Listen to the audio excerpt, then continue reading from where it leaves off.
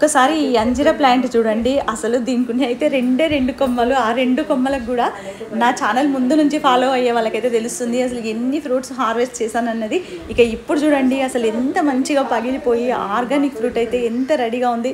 ఇట్లాంటి ఫ్రూట్స్ అయితే మనం గార్డెన్లోకి రాగానే హార్వెస్ట్ చేసుకొని తిన్నామనుకోండి, ఇక మనకు గార్డెన్ వర్క్ చేయడానికి అయితే చాలా హ్యాపీగా ఎనర్జీ వస్తుంది. ఇంకా అంతేకాకుండా ఇవైతే లైట్గా చాలా లో మెయింటెనెన్స్ ప్లాంట్ అండి. ఎవరైనా సరే టెర్రస్ గార్డెన్ ఉన్నా లేకున్నా ఒక 2-3 ప్లాంట్స్ పిల్లలు ఉన్నారనుకోండి తప్పకుండా పెట్టేసుకోండి.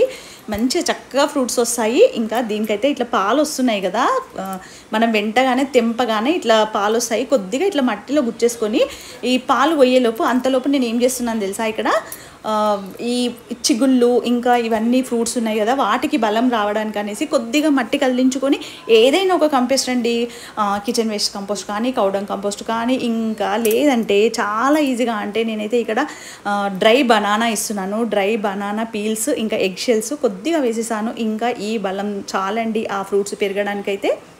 కానీ తప్పకుండా పెంచుకోండి.